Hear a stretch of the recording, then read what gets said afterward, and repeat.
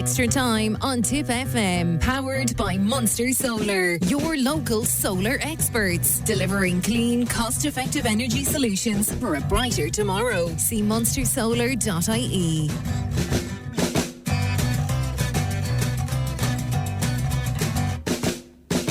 Hello, good evening and welcome to another edition of Extra Time. My name is Ronan Quirk. We're here until 8 o'clock this evening. We'd love to hear from you.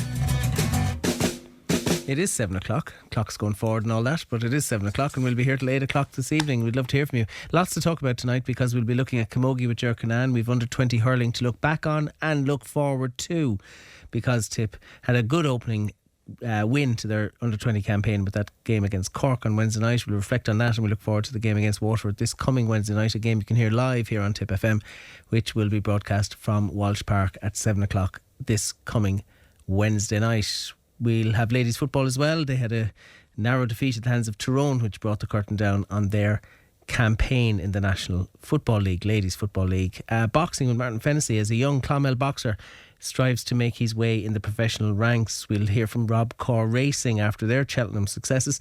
Local rugby with Pat O'Donoghue from Cashel RFC, particularly with former Cashel RFC player Neff Giwa.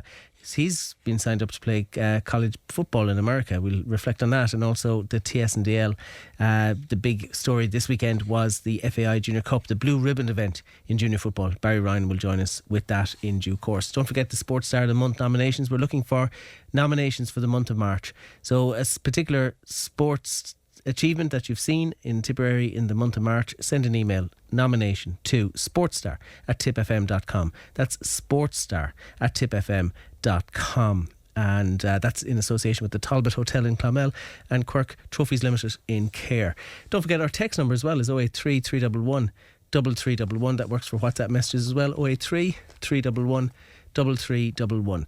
And I'm going to start this evening with some sad news, really, because over the weekend, Pat O'Connor of Moyle Rovers GA club was laid to rest. And if you've ever been to Munro GA grounds on the outskirts of Clonmel, then you have encountered Pat O'Connor, because he was always there. The word stalwart is often used and perhaps overused at times, but it very much applies, a club stalwart, and you can certainly apply that title to Pat O'Connor.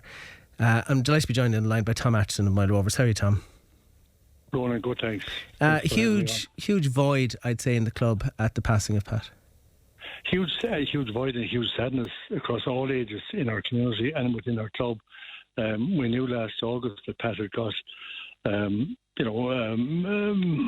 he was unwell. Yeah, he's ill. We knew we knew where it was heading, but nonetheless, huge sadness when it finally came last week. And as you said, he was the man that was always there.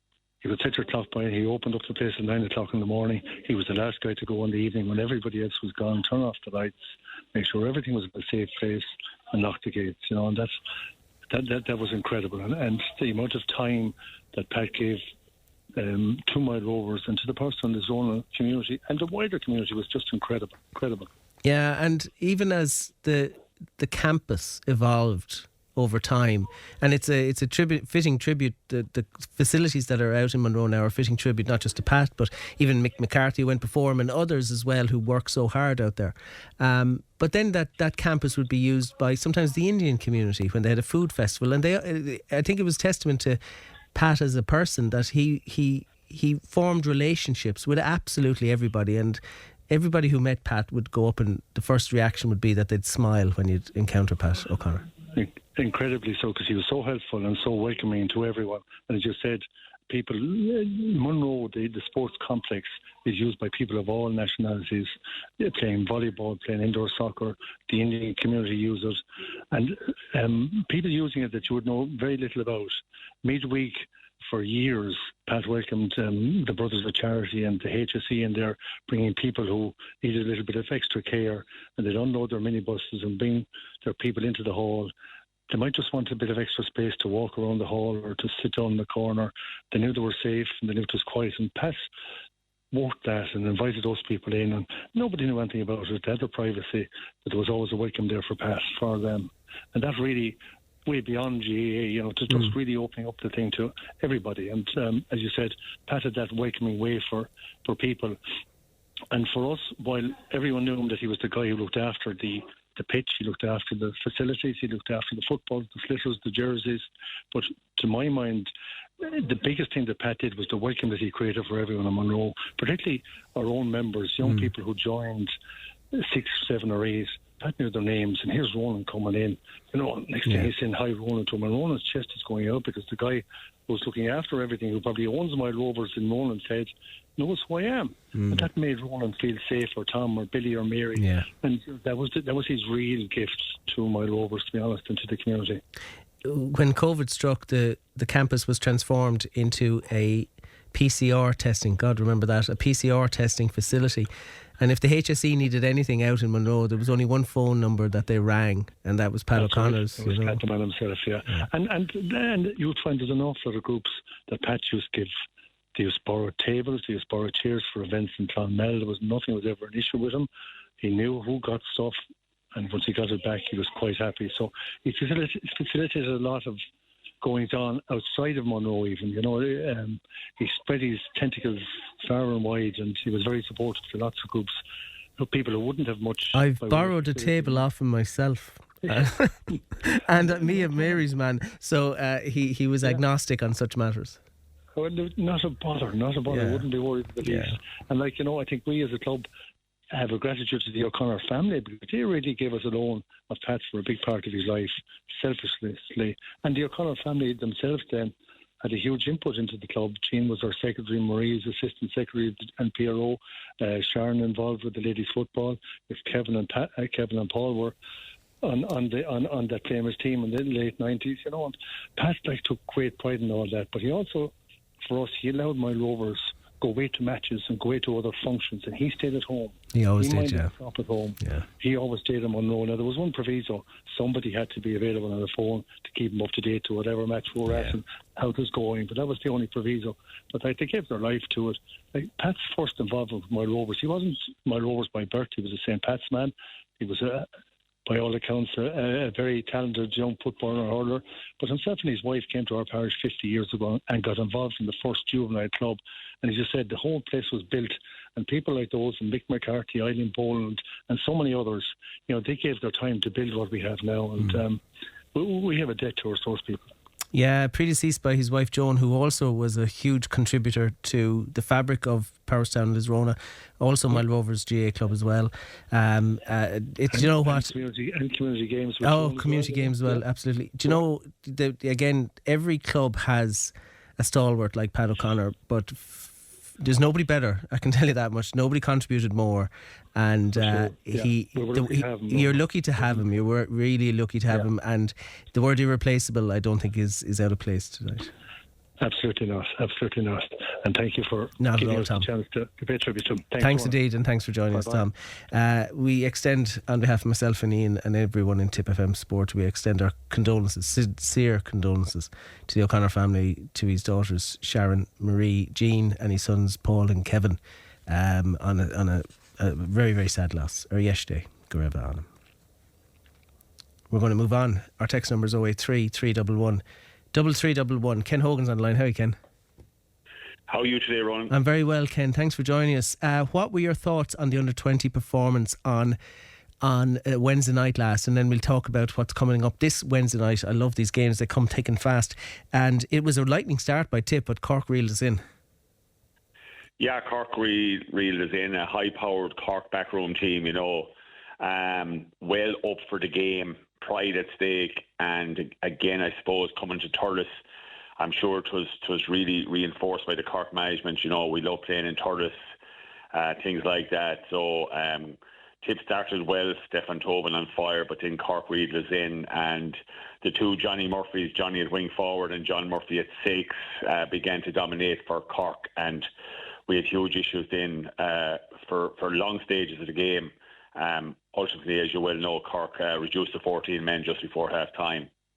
Yeah, and I thought at half time the cards were in our favour, because we had the wind in the second half, we had a man advantage, but it was never going to be easy. And sometimes, as Tip have shown to Kilkenny in Nolan Park and Toffley as well, sometimes having a man disadvantage doesn't necessarily prove to be disadvantageous, but Tip were able to manage that man advantage quite well, I think. But you know what? In fair, it was a very, very entertaining 60 minutes of hurling. Yeah, I enjoyed the second half, particularly from the point of view we were expecting the onslaught from Tip, but Cork came out in the second half all guns blazing. The aforementioned John Murphy had played very well, scored a brilliant point. Adrenaline was flowing high. I'd say he regrets his actions, straight in front of the referee. It was a straight red. It probably lulled Tip into a false sense of security. Cork went in half time. It just came at the right time for Cork, if there is a right time to lose a man, in the fact that they were able to regroup. They stayed at it in a big way, went 5-6 points up in the second half with 15 minutes to go, which was looking ominous. But Tip made a few changes. They made a few switches. Ewan Murray came into the game in a big way. He did, very much so. Great second half. Started to win hard ball. And I suppose the biggest plus for us was that fact that the two guys that lived on scraps all evening were Stephen Tobin and, of course, Cormac Fitzpatrick, who I thought was absolutely excellent. Brilliant scores from frees and play, and ultimately created the goal, hit the post, and Jamie Ormond finished the goal. So that opened, I suppose, it opened things up for Tip. Oisin Donoghue came into the game in a big way. It was our first game of the year. With under-20s, they have so many things going on with college and leaving certs and things like that. I'm sure we'll be in far more healthy fettle going down to Farrer Park on Wednesday. I think it's in Walsh Park, is it, or is it in Farrer? Well, Paul mentioned Farrer. I thought it was Walsh Park, but Paul mentioned Farrer. We'll get clarity on that before we. Yeah, I think gut feet tells me it's Walsh Park, but I'll come back to it before I go off air if we're wrong. I better tell you where you're going if Monday or Wednesday night, or you could end up 30-40 miles in the wrong place. But anyway, we'll get that right. Anyway. Waterford lost their opening round, and with the structure of the under-20 championship, with how competitive it is, I mean, it turns into a must-win game for Waterford this Wednesday night. Yeah, and Waterford, of course, All-Ireland minor champions. Exactly. Last year. Now the evening was very poor. We're lucky in Thurles, of course, that we have the shelter of the two stands and a beautiful pitch. In fairness, again, excellent field. But I believe 6 Mile Bridge pitch wasn't in great fettle. Water went down, dominated the game for long periods of play. Sean Mackey, their senior player, was the best player on the pitch, and ultimately a late goal by Clare, swung the verdict in their favour. Very low scoring, 110 to 12 points. So I think it'll be a much more open game this time round. So from our perspective, it's never easy going down to Waterford, and we know what to expect. And they have a lot of good hurlers, the nucleus of that minor team coming through as well. So this will be another test, and Brendan will be looking to get 4 points on the board. But he knows he's neighbouring there, and Fintan O'Connor, they're all neighbouring down in Waterford, so they know all about the challenge that will exist there. Yeah, it's been confirmed actually. It is Dungarvan Wednesday night. Farfield in Dungarvan has been come into me, so that's where we're headed to. Yes, I know. The old fog can come in off the sea there quite easily, and can be a cold enough spot at times. But anyway, we'll deal with that when it comes. Last year, I think memory serves, we had a poor start against Limerick, and it served to be the making of us, really. I don't think Brendan would be 100% satisfied with the performance on Wednesday night, and we'll look for an improvement. Yeah, without a shadow of a doubt. We had a few problems, and especially when you have problems, in midfield maybe, and maybe at half back. Sam Round played very well at centre back from Monaghan, but we had a few issues there. I think he will obviously adjust all that. In fairness to the management team, they're getting to know their players. I'm sure there's 5 or 6 players there on the subs bench and within the squad that are itching to get involved as well, and maybe are not far off. But I think it's a very evenly balanced team. There's a lot of very good hurlers, so he will get the balance right. Ewan Murray looks more comfortable, at midfield or facing the ball. He's only a young fella still, only barely 18 years of age, doing his leaving cert. So he's just out of minor. He towered into the game in a big way in the second half. But Oisin was closely marked. He's going to get close attention at 120 level. There's no doubt about it. I think, the teamwork will step up a lot. There was certain individual traits in the team that Brendan and Fenton will eradicate. I'd say, when they analyse the video, they'll say we need more teamwork. This guy's on the shoulder, they should be given the ball. But that all comes with matches. But at the end of the day, there's 2 points at stake, and that's exactly what Tipperary will be gunning for down in Fairfield. Yeah, it's a great championship, and look forward to it immensely this coming Wednesday night, and the colour that yourself and Paul bring to it, Ken, it's much welcomed. We're kind of first week into our seniors gone off, cosseted away, preparing for senior championship, which takes place in only 3 weeks' time. There's always these rumours of injuries. I know Shawnee Kennelly has a knock, but you haven't heard anything else, have you? No. All I know is that they're preparing well. Everybody's, I suppose, itching out for championship. It takes on a whole new life. The league is over. The league is history. As Liam already mentioned, the league is a learning process and a learning curve. And I think now that we're in new time, the lads will be able to train in a little bit more comfortable settings. Hopefully, get the pitches a little bit firmer and get their know-how, as the fella says, for championship. Buzzing again. So from that perspective, I'd say it's all guns to the wheel now, straight on for championship. 3 weeks next Sunday, Roland. Will we learn anything from the league final in the Gaelic grounds next Sunday afternoon? Or how do they approach that? How does John Kiley and Ben O'Connor approach that? Do you really want to throw the kitchen sink at it? It's hard to know. Oh, well, judging by any inter-county team, judging by their strength and depth, number one, Limerick are smarting from their defeat last year after a Munster final defeat. I suppose the pluses for Limerick are the fact that they have a bye in the first round of the senior championship, so they're now out till a week later. That is a factor, actually. Yeah, that's a good point. Yeah, it is a big factor. Yeah, it is a big factor. So that's ruled in their favour. His guys want to play with Limerick and want to be on the team and are showing great promise. But the other thing about Cork is obviously Ben's. This is his maiden year. He's going into a situation where he can't surrender anything. Hurling is a different type of game to football or any other sport that we play, in the fact that it's very hard to pull in the reins in hurling without getting clipped or get a clipping. So I think Cork will come to Limerick all guns blazing. He might keep a couple of rabbits in his hat. He mightn't produce everything, but I still expect that he will be saying to these Cork lads, we have put doubts in Limerick's mind for the last year or two, and we need to do that again. So I'm expecting an excellent league final. It's in the Gaelic grounds, so I would be sort of giving Limerick the verdict, in my opinion, considering that they had that week extra onto the Munster Championship. We'll enjoy it after the dinner on Sunday. Thanks indeed for your time, Ken. Good talking to you, friend. Great talking to you, Roland. Thanks Bye-bye. indeed, Ken. Good luck. That's Ken Hogan joining us there with thoughts on under 20 hurling, and indeed a bit of a nod towards the league final next Sunday. Easter Sunday afternoon is where you want to be in front of the couch for that. Let's go to minor football. Stephen Gleeson did commentary on this for Clubber. How are you, Stephen?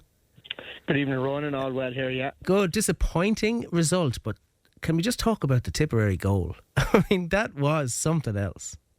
Oh, absolutely. It was a fantastic strike by Tipperary in the first half. Ruben Grace and Killian Morrissey linking up in the full forward line, and I think everyone was expecting Tipperary to kick a pint, and it was just a quick move by Ruben Grace to spot his teammate at the corner of his eye, and he gathered the ball, boom, top corner of the net. It was one of those goals that, is just insanely good, real quality finish and real clever play from the Tip lads.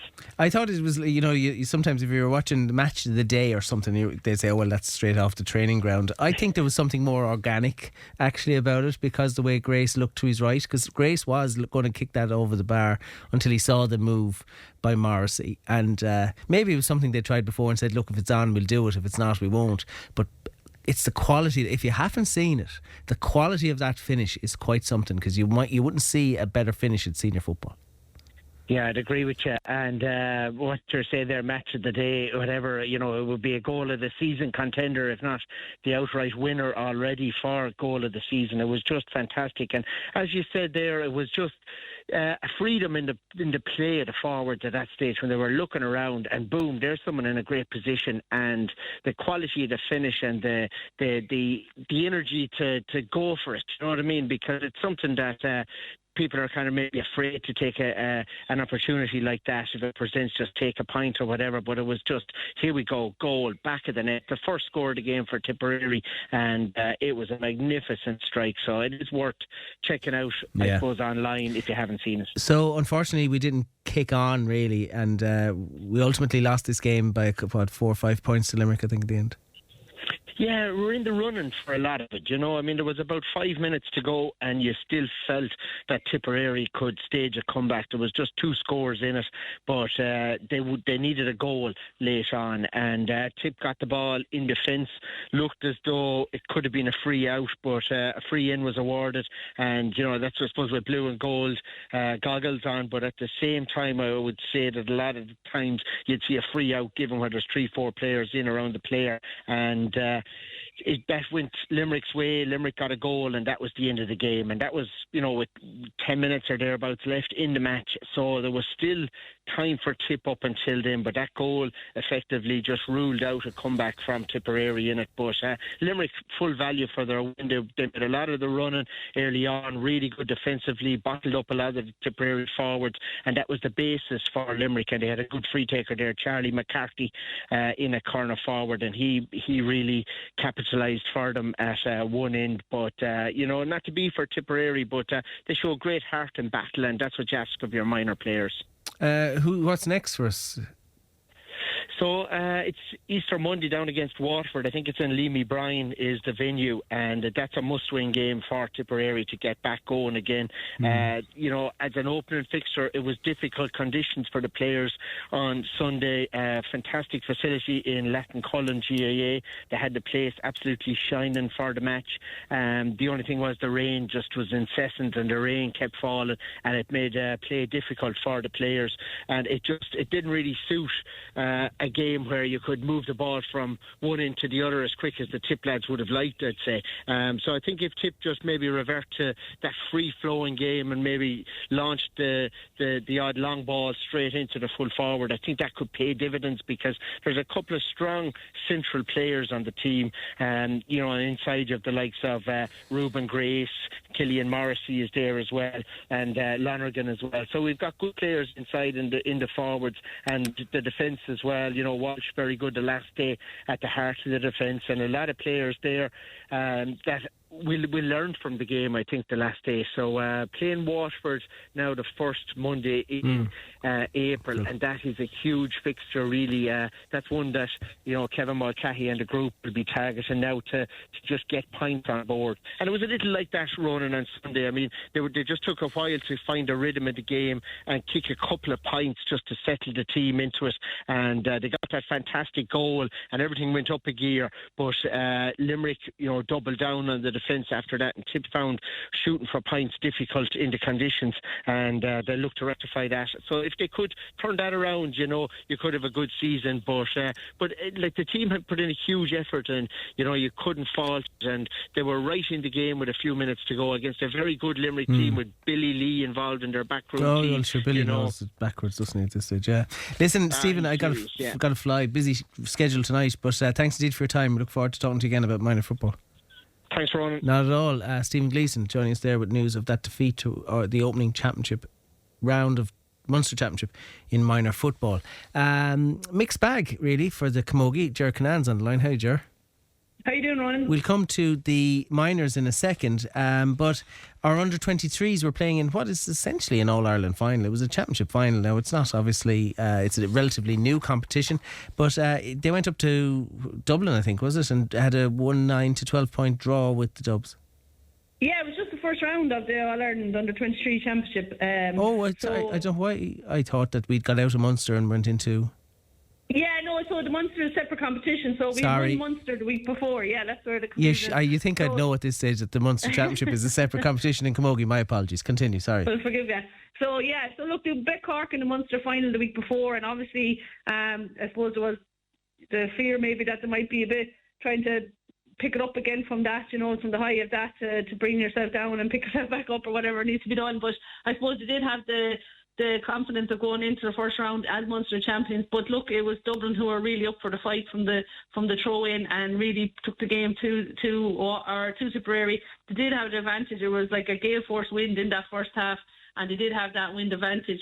So it was Dublin that led at half time. I think it was 1-9 to 2 or 3 points. But in fairness, if there was ever a game of two halves, Tipperary came out like a different team altogether in the second half. They regrouped at half time, much more intensity and fight and physicality in the second half.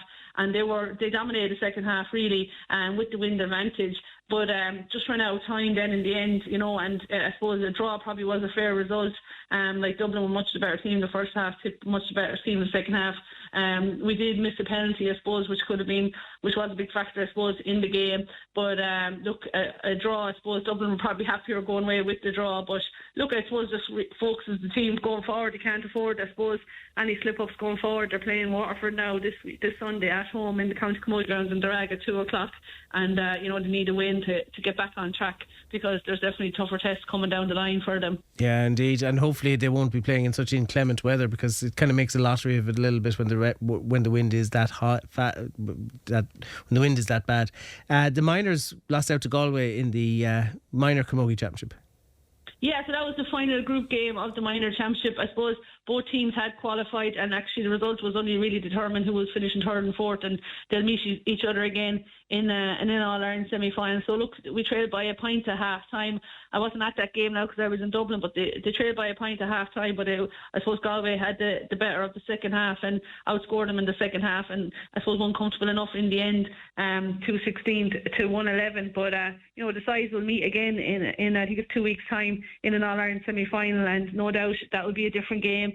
I suppose management used Sunday's game a chance to maybe game time into a few players that hadn't got much game time during the year, so it was good experience for them, and I'm sure they learned a lot as well. But they'll know now they need it really, it's knockout now from here on in, get one more shot to try and get to an All-Ireland final, and I suppose that's the focus now for the next 2 weeks of training, that they know what they're up against in Galway, and it's going to be a big test in 2 weeks' time. Remind me again, the seniors in the Munster Championship will be out when? Yeah, so we're out the same day as Tip and Cork. Oh, you told me they're the curtain raiser. Well, the opening game. I shouldn't say curtain raiser. Yeah, double header. I like to call them. Yeah. Double header. Yeah, get in early for the first first main event before the second main event. There you go. Exactly. So look, we have a few weeks, and that next big one against Cork. And, they want to win that and get another game in the Munster Championship, and that all leads into the All-Ireland series then just around the corner as well. So busy weeks ahead. Ger, as always, thanks for your time. Thanks, Ronan. Not at all. Ger Canan with news of Camogie. Our ladies footballers took on Tyrone in the final round of matches in Division 2 of the National Football League. It finished 5-10 to Tyrone, 5-5 for Tipperary. That brings the curtain down. No promotion, no relegation, and Tipperary will now get ready for a championship in ladies football after David Power's fairly successful opening season with the Tipperary ladies football. He's played a lot of new players into that squad, and we look forward to seeing how they gel come championship. Our text number is 083 311 3311. I haven't spoken to Martin Fennessey in seems like an age on this show. How are you, Martin? How are you, Ronan? I'm well. Martin Fennessey, Clonmel Boxing Club, and we've spoken before about one of your former protégés, Shauna Brown O'Keefe, who's gone into the professional ranks, and now another one of your, who was an excellent juvenile, Conor O'Donovan, has decided to turn pro. Big step for the young man. Yes, yeah. He was talking about it before Christmas, and he started training professionally in Cork, in Bandon, with a chap from Manchester, Will Rosal, and they were asked would they go to the States.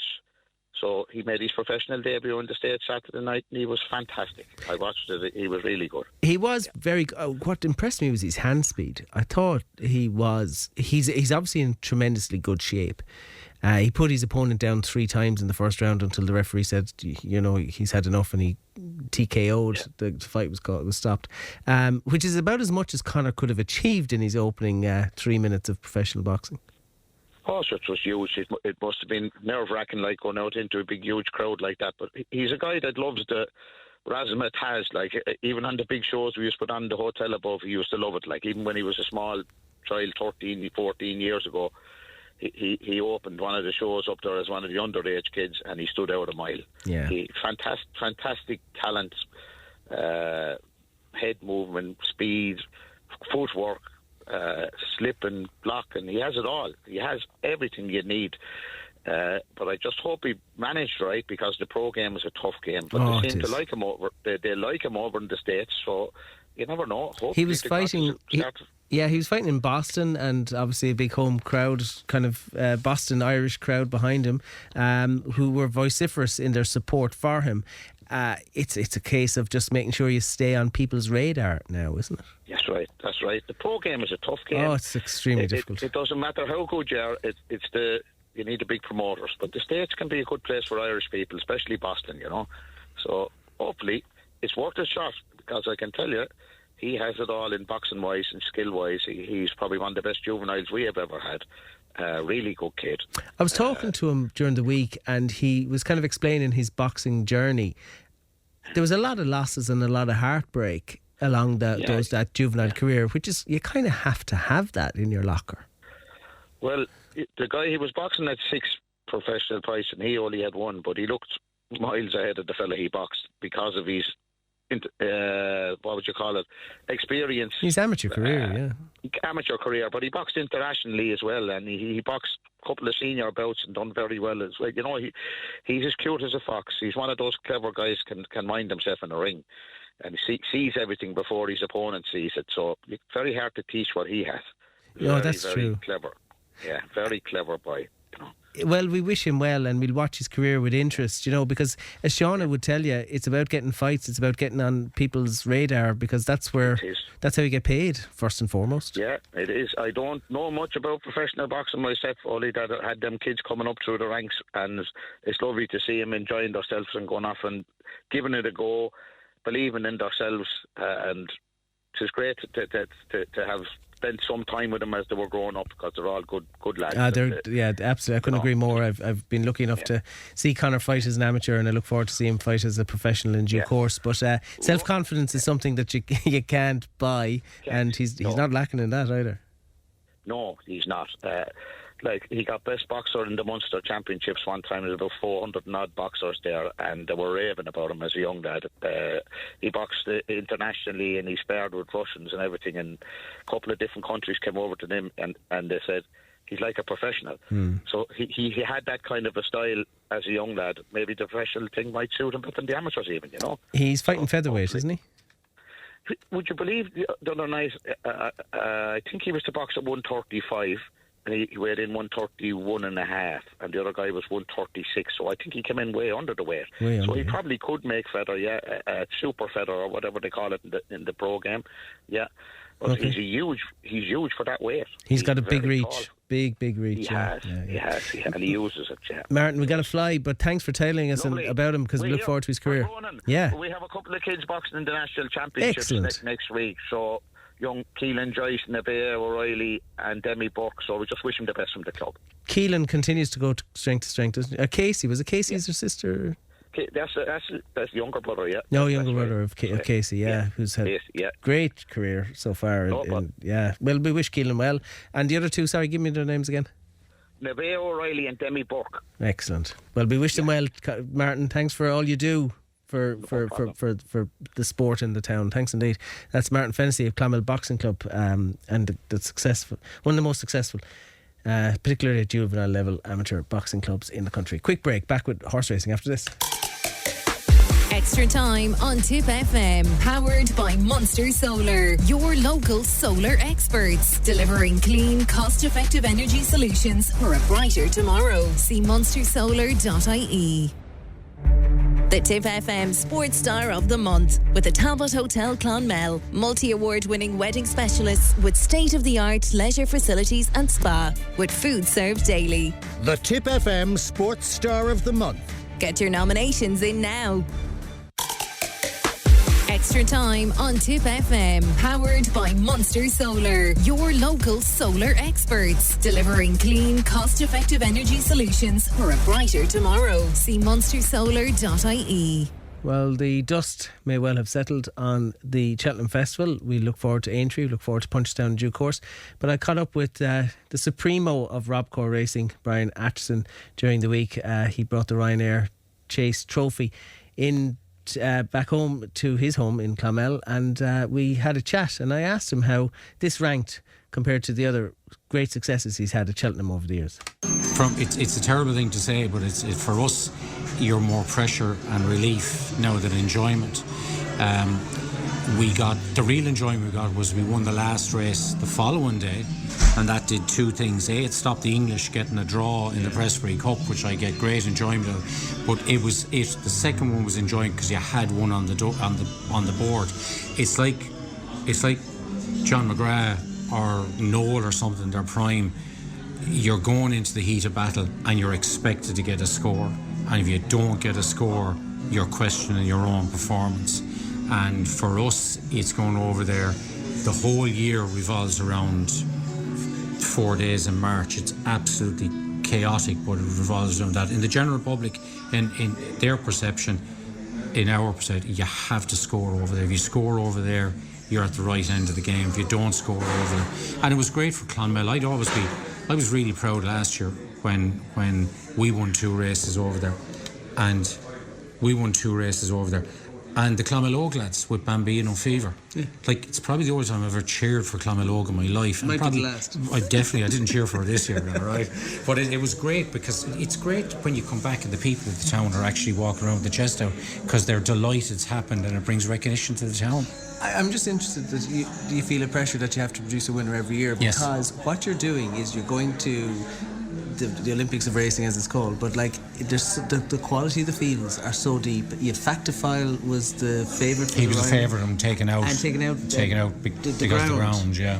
So when that happened, did you go, hang on, this could be our day, or were you confident going into that? No, irrespective of no, because you see, everybody's human, Ronan. We were told, the so-called experts, that Hartwood had no chance. Factifile, you had Banbridge, you had John Bond, and like they're either JP horse or, more importantly, a Willie Mullins horse. Like, everybody is so sort of awestruck by the Willie Mullins yard, the WP Mullins yard. They forget about every other horse. So David Jennings, the racing post, said if Hartwood won the Ryanair, he was actually going to retire because he knew nothing about racing. But he was reminded of after the race, right? But it's when you go over there, and we went over there. We had our highest number of horses over there this year. We had 11 over there. If you don't get a winner out of the 11, you're sort of questioning where you are in the game, because you're always second guessing the players you're picking, which are the horses. Now, I do that in the sidelines. It's Henry de Bromhead, it's Davy Roach down in Henry's, it's Darragh O'Keefe, it's the yard, and it's Rob Atchison. They're the ones that do all the hard work. I just sort of walk up, look pretty, collect the trophy and leave, and everybody pats me in the back. I do no work. They do all the work. Okay, so you have a horse then, and the Ryanair is 2 miles 4 furlongs. 2.5 miles. Yeah. So are you not tempted to try the Queen Mother? Are you not tempted to? So it's the suitability of the horse to the race. So you pick your race and you say, right, what have we got for that race? What have we got for that race? Hartwood isn't fast enough to win over 2 miles, so you go to the 2.5 mile race. Yeah. He doesn't have the stamina to get 3 miles too. So, but like, he would have the stamina for 3. So if he's sound, we might go to the King George in Kempton on Stephen's Day next year with him, because we know he'll get 3 miles, but he won't get 3 miles too, right? It seems like not a great stretch to get an extra 2 furlongs, but obviously there's a lot more science in it than that. It's in the heat of battle. It's like a small light hurler will go really well on good ground. Yeah, okay. A small light hurler won't go well on heavy ground and in the winter. So you have to pick your horse for the race. A lot was made, you mentioned Mullins' yard, but a lot has been made of Paul Townend and what he's achieved in the game, and Willie did pay tribute to some of his rides, and you have to say there's a master of crafts. Oh, 100%. Let's include Darragh O'Keefe in that conversation. Oh, Darragh, like, we're very lucky in Ireland at the moment. Paul and myself get on really well, because Paul's mantra is ABR, anybody but Robcor, because we don't have a horse in the Mullins yard. So he never gets a chance to ride a Robcor horse. So we're always the one he's aiming at with Dara or Jack Kennedy, another genius from Kerry with Gordon's. And so Townend is like, I'd be friendly with Townend, very friendly with Ruby. And it's the sort of friendly rivalry of it's like, for want of a stupid thing, Pep Guardiola said Jurgen Klopp drove him on, right? For us, it's Willie and JP drives us on, and I hope that we feature somewhere in their thinking to drive them on as well, to be better. Like, at the end of the day, we want Irish National Hunt Racing to be the best in the world, full stop. That's Brian Atchison speaking to me from Robcor Racing after their success. 2 winners in Cheltenham, including the Ryanair chase. We will move on. Our text number, by the way, is 083 311 3311. Pat O'Donoghue from Cashel FC is on the line. How are you, Pat? Evening, Ronan. How are you? I'll come to the Old Crescent game in a minute, but you're going to have to fill us in on Neff Giwa. I hope I'm pronouncing his name correctly. Right? So this is a lad who's Tipperary born with Nigerian parents. He played rugby for Cashel. I would say you were sorry to see him go. He is 6'8". He weighs 21 stone. He's 20 years of age. Where did you put him, in the second row, and how did you lift him? Well, do you know what, Neffamy, I know Neffamy for years. Like, I actually live in the same housing estate as the Giwa family. I know his parents well. Like, his father TJ is a physio in the local St Patrick's Hospital, and he was physio to my father for a while. And his wife then is a nurse as well. But I know the lads well. I actually coached Neff as an 18-year-old with Cashel Rugby. And even back then, he was only 16. He's a massive specimen of a man, Ronan. Like, and he has genuine ability. You know, for a man so big, you know, he's so graceful in movement, and he like, sometimes he looks lethargic, but he's actually going way faster than everybody else. His skill levels are huge, you know. And even when I had him, you know, he was mad for learning and mad for listening, and, you know, always interested and always, you know, gave it his all. A great young man as well, by the way. You know, great respect, great manners, you know. But to stand beside him, Ronan, I tell you, I'm a big man at 6'3", like, and I look like a squirt beside him. But, you know, I wish him the very best. So how did this come about? Like, you can't just, like, the American. So for people who are unfamiliar with the story, lots of college football teams in America were looking for this guy, such as the University of Miami, the University of Tennessee, Texas were looking for him. In the end, he's now signed for the University of South Carolina. How does this happen? You can't just go up and knock on the door and say, can I have a trial? No, but he came to the attention of one of the head coaches of one of the colleges over there. And you see, what they do is they have these open days where they actually bring the kids in and they test them physically. Now, it's not actually playing American football you're tested on. It's speed, it's agility, it's flexibility, it's power. Explosiveness, really, isn't it? Yes, and he's a massive gear on him. Like, he can go from 0 to 60 in you know, a couple of strides. In actual fact, you know, in American football trials, nobody is timed over 100 metres, because it's very rare you'll run 100 metres in American football. They're kind of timed over like 50, 60 metres. That's the only metric they're interested in.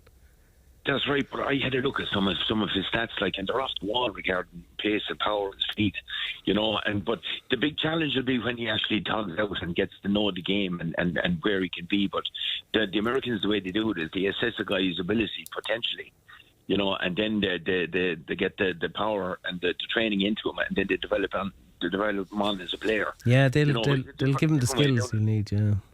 Anyway, like over here, like if you're recruiting for rugby, you go to watch games to see guys perform. You know, you don't do the measuring until afterwards. That's true. Well, listen, you know, Cashel's Neff Giwa could potentially have a huge career in American football. We wish him the very best of luck. What a great story that is, and I'm sure he'll always reference Cashel Rugby Club when he makes it in the big time, and he's in the Super Bowl. And he has two brothers as well, Ronan, that are not small men either. You know, but all successful guys, like, you know, and whatever they're doing. The two of them are in college, I think, at the moment. Excellent. You know, so they're a great family, great people. Well, excellent story. We wish him well. Cashel RFC, on the other hand, went up to to Old Crescent, came away with a 47-13 win, which I don't think it's going to be enough to get you into the playoffs, but looking at the mathematics of it. Yeah, I don't think so either, Ron, to be fair. But to be like, it's a bit like, too little, too late for us. We're only coming together as a team. I was going to make that point to you next. You should have had your Christmas party back in September. But that's the thing. But if you go back running over the past season, like we were team building from the start because we lost so many players. And it does take a full season to get guys tuned into each other. And they're only playing like they can play now, in the last couple of games. Like the Barnhall win was huge. Crescent away now was a big one for us. But again, like against Barnhall, the forwards dominated. Against Crescent, the backs did the job. But overall, look, we're outside the playoffs. But what we're going to do is play Shannon now on Saturday. Yeah. We'll regroup. We'll have a look at things. We'll assess the season. We'll aim to get back there again next season. But overall, great effort by the team and the management team. Finished very strongly. I think that's really important if you're going to have a kind of a pre-season. It's a very different pre-season next August, July, because you'll have come out of what was a successful finish, and there's a lot of what ifs, and then if you have a lot of what ifs, then you have a lot of let's put that right. Well, that's the thing, you see, and the big thing for us now is to maintain the team that we have, and make sure they're all happy and they're all around for next season. Excellent. Because you can start then at a higher level next season, and yourselves, the first couple of games are going to be massive again. They're huge, yeah. But I'm delighted now with the way things have turned out for us. From being just above relegation to kind of just above mid-table now. Excellent. It's a relief. It is. Listen, I got to go, but thanks for sharing that story of Neff and also your season so far. Thanks indeed, Pat. We'll talk soon, friend. Thanks, Ronan. Not at all. Pat O'Donoghue, Cashel RFC. Clonmel, incidentally, had a home defeat to Dolphin. They still sit top of their division, Division 2C, with one game left to go, which means they're probably going to get a home draw, possibly against Dolphin again in that playoff semi-final, but we'll keep you abreast of that. Their next game is away to Ballyclare up in the north, and Ballyclare I think are very much down at the bottom, but a win on the road next week will confirm a home semi-final. 083 311 3311 is our number. Let's go to the TS&DL because Ryan is on the line. Barry, how are you? How are you, Ronan? We spoke last week about events in Prague very briefly because we have an awful lot of games to cover tonight. What was your overriding emotion at the end of the penalties? Yeah, look, I think if you remember, you asked me for a prediction and I said penalties. You said penalties, Barry? Yeah, I just had that feeling all week it was going to be one of those. It was going to go right to the bitter end. And unfortunately, our record in penalties isn't brilliant, be it senior, be it under 21, be it underage as well. I don't know why that is, but I suppose when we blew the 2-0 lead, I suppose you were fearing the worst, weren't you? I think so. I think we looked exhausted as well, particularly in extra time. I think they rang changes quicker. Maybe we didn't have the bodies on the bench to ring the changes. They looked fresher in extra time, and so I wasn't overly confident, despite having Kelleher, who's a great shot stopper in goal. But anyway, it's a case of what might have been. Talking to people who were there, there was a lot of heartache, let's be honest, about events in Prague. But anyway. Yeah, look, it could have been one of the great nights. It could have been. It was like vintage Paul McGrath. He was incredible. Yeah, absolutely. I couldn't agree more. He was really, really good, and it's good to see him back. But you just wonder, like Seamus is 38 now, and so you nearly feel sorry. You nearly felt worse for him than you did for yourself. You wanted him to get, you'd love to have got him to get to a major tournament. Yeah. Anyway, the FAI Junior Cup round 2. We're only at round 2, and it's March. I know there are reasons for that, summer soccer and all the rest. But Michael's had a 1-0 win over Cahir Park. Did Cahir put it up to them? Yeah, they did. Look, now, St. Michael's hit the woodwork a couple of times as the game went on, but Cahir were compact. They were hard to break down. Jimmy Carr scored early on, but it didn't kind of change Cahir Park for the game plan. They kept resilient, kept solid, and made it a really, really difficult game. And St. Michael's are glad to get through. And the draw, I suppose, with respect to everybody, has probably been kind in terms of the big hitters. St. Michael's will play Cullinatton, Peak Villa. We'll play Clonmel Town, Ballymackey will play Clonmel Celtic, and Cashel will play BT Harps to get out of the area. Okay, that is a hell of a carrot. But Clonmel Town their hearts must have sank when they heard they'd gotten Peak. Yeah, and they've got Peak in the Shield competition that's introduced in the Premier League as well. So, sometimes, you wonder if you had ducks, they'd drown, but it's one of those things with the season that they've had. But it was a morale-boosting win for them the weekend, 7-0 in the FAI Junior Cup. Yeah, that's a good way of putting it. Castletown also had a good win on the road against Donoghue.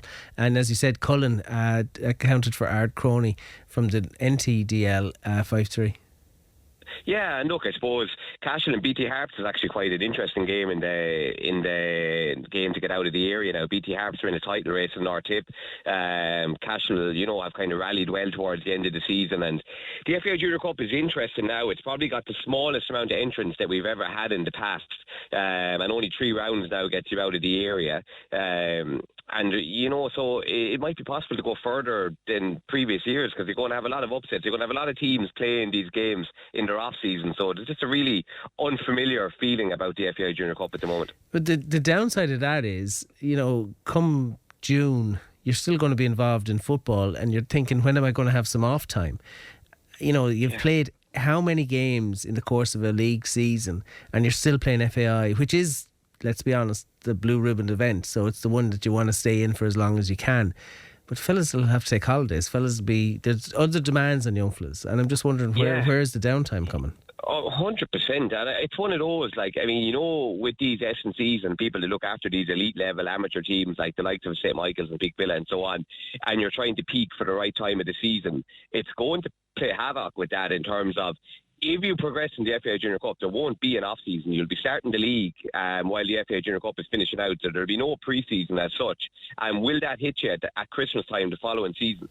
See, I remember years ago when Carrick United were absolutely at their pomp and they got to won an FAI Junior Cup, got into an FAI Senior Cup, ended up, they played somebody up in Richmond Park in St. Pat's Ground anyway, I remember that. But look, the point I was trying to make rather clunkily is they had no off-season because of the FAI Senior Cup that came in the summer for them. And it's a real risk that it contaminates your season next year. Absolutely, and even in terms of injuries as well is obviously going to be a factor. And even like you said, you've got a lot of people that have got families and different things, different commitments, like going to go on holidays. And what happens now over holidays happen to clash with an FAI Junior Cup quarter final, and so it's kind of uncharted territory for all of us. It's one of those we'll probably reflect on it in 6 months' time and look at it because we're still up in the air as to whether the TSGL will 100% stick with winter football or will we go with summer football, and nobody really seems to know what's going to happen yet. And someone told me today that is the FAI Junior Cup, instead of going to the last 64 because there's so few teams in it, is it going to be a last 32? There's an awful lot of on people are unsure because the third tier League of Ireland teams like Villa, Waterford that are going to the third tier League of Ireland are currently in the FAI Junior Cup. What will happen with them? So it's really interesting. We could have a whole show on this, to be honest with you. There's so many conundrums in coming up on this one. Let's just talk about Clonmel Celtic as well, because that's a decent win against Rare Cross, 1-0. And for somebody like Celtic, they could easily get out of the region here, and with the facilities they have, they are a team, they're a club who would love a good run, a good deep run. Yeah, and look, Clonmel Celtic have history of doing that in this competition that's as well. Semi-final. Yeah, and Ballymackie is a difficult tie because Ballymackie put 8 past Tipperary Town, and they're banging the title race in North Tip. So that'll be a really interesting game in terms of both sides will probably look at it and say it's a favourable draw in terms of avoiding St. Michael's and Peak Villa. So both sides will probably feel that they've done okay, whilst both sides are sides that could do well in the competition and could progress a few rounds. So it'll be really, really interesting to see how that one plays out. That could actually be one of the ties of the round. It could be. Do you know when those ties take place, by the way? So the draw was today, so I'd say you're looking at 2-3 weeks time. Okay. I'd say you're looking at 2 or 3 weeks time. Next week we have Peak Villa and Clonmel Town in the league, and St. Michael's are idle. So it could be the following Sunday or the Sunday after that. There was one, I think, significant result in Division 1 with Wilderness getting the win over Bancha. Puts them right into the promotion hunt. Yeah, I look at the league table in Division 1. That's going to be some finish to the season. It is 24 for points for Galway, 23 points for Wilderness, and Tipperary Town aren't out of it with 21. And they have a game in hand over Wilderness. Yeah. and this is something I've said to people about Clonmel Town being in Division 1 next year. There's no gimme in Division 1. Like, Galvalley looked like they were in the box seat at the weekend with Bancha and Wildy's playing each other, and Galvalley then were held to a draw by Ballingarry. And then Wildy's went, and you look at the table, well, Bancha are still in it, Galvalley are still in it, Wildy's are still in it. It's going to be some finish to the season. Any of the three of them could win it. Also, the 11 points that Ballingarry have, who are bottom, they share that with Powerstown and SC and K United, and 11 points would have kept you up in division in the Premier. Yeah, it's incredible. Yeah, like, it's just first division is just so competitive. I think it was 2 years ago, Peak Villa at one point looked like they could win it, and they ended up getting relegated. It can turn. The points gap between the top and the bottom can be so tight that 3 or 4 weeks you can go from being in contention to win it to suddenly you're fighting relegation. Yeah, no, it is. It's quite incredible something. Division. It is an incredible division, and one that perhaps we should give more attention to because of the competitive nature of it. There's certainly no processional element to it. Barry, that's it. That's all we've time for. Thanks for your time this evening. Enjoy North Macedonia. Good luck. Oh yeah. Good luck. Barry Ryan with his views on the TS&DL. That's all we've time for. Don't forget the tip under 20s on Wednesday night. Ian O'Connor produced. That's us for tonight. We'll be back with you next Monday night. Good night and good luck. Extra time on Tip FM, powered by